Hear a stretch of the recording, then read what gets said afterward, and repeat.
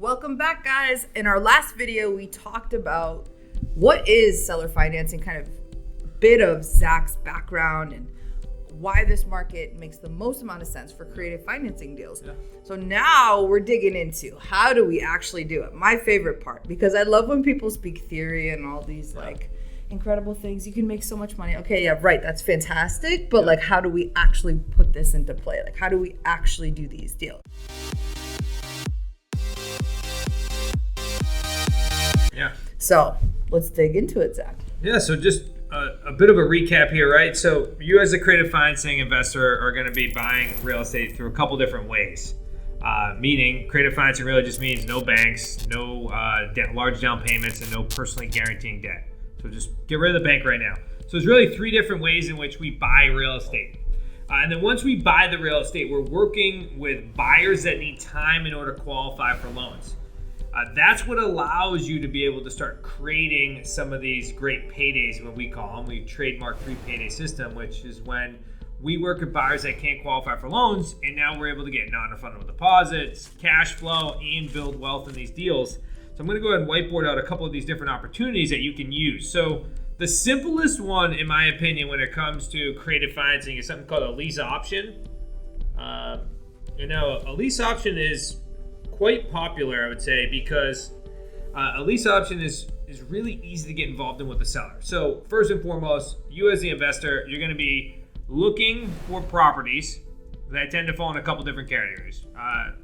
Most likely single-family homes, up to duplexes, triplexes. You can handle those in these lease options. You can also do multifamilies, but once you do that, you really want to start getting on the ownership side of it, which we'll talk about the sub-2s and owner financing in a bit. But let's just assume that we're looking at single families for now. That's where most people get involved in real estate investing, is with single families right off the bat. Now, we tend to find these types of transactions through expired listings, cancel withdrawals. I'll kind of lump those together. For sale by owners. It's really, really inexpensive lead sources out there for you to go ahead and get a hold of those. And then now we are calling these sellers with a particular script, which we can dive into scripts later, and really defining some of those things that we talked about earlier, which was what's the motivation and what's the finances on the property. And now that I understand that, I now have a couple tools in my tool belt, and one of them happens to be a lease option. So these sellers tend to have debt on the property. So you go ahead and you approach a seller. Now this property could have 0% debt. It could also be, what I mean by that is there's a mortgage on the house.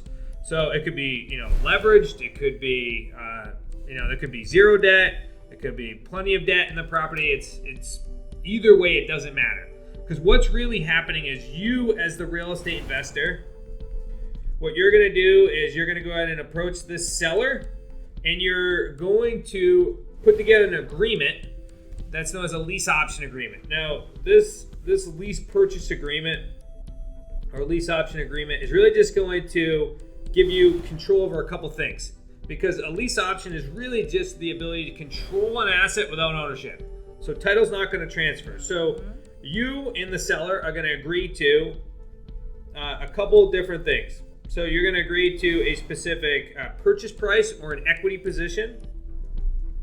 You're going to agree to take over any and all responsibilities of the property. Plus, you're going to have if there's a mortgage on it, you're typically going to be taking over that mortgage. You're going to be making that payment for that seller. Because remember, the title is staying in the seller's name.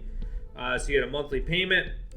And then you're going to have a date in the future in which you need to exercise your option. So that's known as the term, the date in the future. So when you approach the seller, you put together the agreement. Here's the purchase price. Here's the monthly payment I'm taking over. I'm taking over any and all responsibilities of this property, and now I'm going to have a date in the future in which I need to cash out. So once you now own this property, you're going to go ahead and you're going to approach a buyer. So you have an agreement, right? So you have one agreement, and now that agreement is with the seller, and now you're going to go ahead and create a new agreement with a buyer. This is also known as a sandwich lease or sandwich lease option. That's because you have the seller on one side, you're in the middle, and then you have the buyer on the other. So yes, you are the peanut butter and jelly. You're the turkey, whatever it is. So what you're going to go ahead and you're going to go now and find a buyer that needs time in order to qualify for a loan. Now, because these buyers need time, they're willing to pay a premium on the house. So you're going to buy it for a certain price, and now you're going to sell it for a higher price. You're going to sell it for a premium monthly payment as well. Because what is happening is you took over any and all responsibilities of the property, and now we're going to pass the responsibilities over to the buyer. So now the buyer is going to act like and be treated like a homeowner. They still have a mortgage. So the easiest way to kind of think about this is it's a delayed cash sale. Everything's structured at the beginning, and then you're going to go ahead and cash out sometime in the future. You're also going to go ahead and get a down payment or a non-refundable deposit. Now, this non-refundable deposit is typically about 3 to 10% upfront of the raised purchase price. Now, and then you're also going to have an option term or a term, meaning that the buyer now has a certain time frame in order to go ahead and cash you out. Now, what then happens is this buyer qualifies for their own loan. They've gone through a rent-to-own program. They're now going to qualify for their own loan in the future, and then they'll go ahead and pay you off and you pay the seller off. That way, you're at a very risk-averse position. And what also happens during this time frame is since you're collecting a non-refundable deposit, you're going to get paid a couple different ways. Now, this is going to be for all of lease options, owner financing, and subject to deals, which we'll talk about in a couple minutes here. And this is if you're going to exit via rent to own, this is how you're going to get paid. So your payday number one is your non-refundable deposit. So this goes directly into your pocket day one. It's also credited towards the purchase price. Your payday two is going to be your cash flow on this deal. So your cash flow is going to be the difference between what your buyer is paying you and then what you then have to pay for the seller. So that's your cash flow. Now that's monthly, right? And then you're also, number three is you're going to be building an equity into the deal. So this is really the wealth. So at some point in the future, a buyer is going to, again, go qualify for the loan and pay you off and pay off the seller.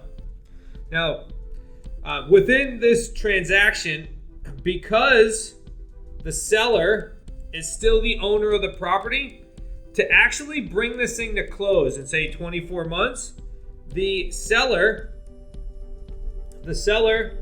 is going to go ahead and meet with the buyer at the closing table because the buyer is actually purchasing the property from the seller because the seller stole its title. Mm-hmm. And then you as the investor, because you're always in the middle, you're going to be labeled on the HUD or the closing docs more than likely as an option release fee. And that is where your equity in the deal is going to come through. So that's really where your payday three is going to come at the end of the day as an option release fee. So that's a standard lease purchase. I know I tried to cover the entire process at the beginning. So what questions do you have, Pamela? We're going to back it on up because I know you guys are watching right now and you're like, what the hell did he just say? I get it because it's the investor flow, but let's break it down. Just walk through it a little bit, and so you guys, I think you can see it. Yep. But let's call this the peanut butter sandwich. Yeah. You are the bread. Yeah. Without the bread, the sandwich does not exist. Well, it's actually the opposite. You're the turkey or the peanut butter and jelly because the seller's on one end. So let's break this down here for a second. Let me add another document here. All right, so let's walk through this. So in a lease option, you're going to be right here in the middle, right? So we're the peanut butter. You're the investor. So as the investor, you're going to go over here and you're going to create an agreement, a lease purchase agreement or lease option agreement with the seller. Mm-hmm.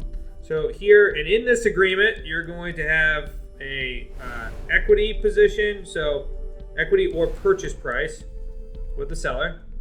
And the reason why I'm saying that is because if a seller has a mortgage on the property, we're not really agreeing upon a price. So let's say for this example, the seller wants $300,000.